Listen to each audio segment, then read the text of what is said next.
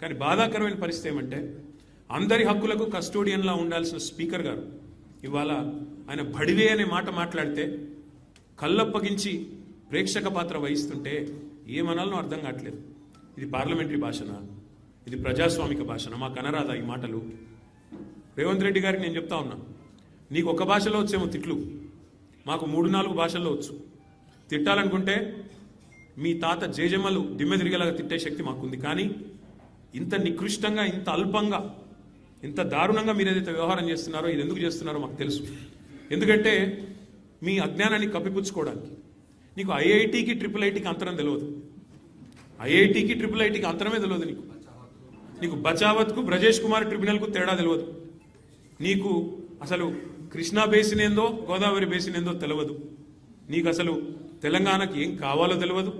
నీకు తెలిసిందల్లా ఒక్కటే, దోచుకోవడం దాచుకోవడం తప్ప నీకు తెలిసింది ఏమీ లేదు. ఒక అజ్ఞానివి, ఒక ఉష్ట్రపక్షివి. నువ్వు ఏమనుకుంటున్నావు? నిన్న చెప్తున్నాడు ఆయన తెలంగాణ కోసం అంటే ఈ మహానుభావుడు ప్రాణాలు ఇస్తాడంట.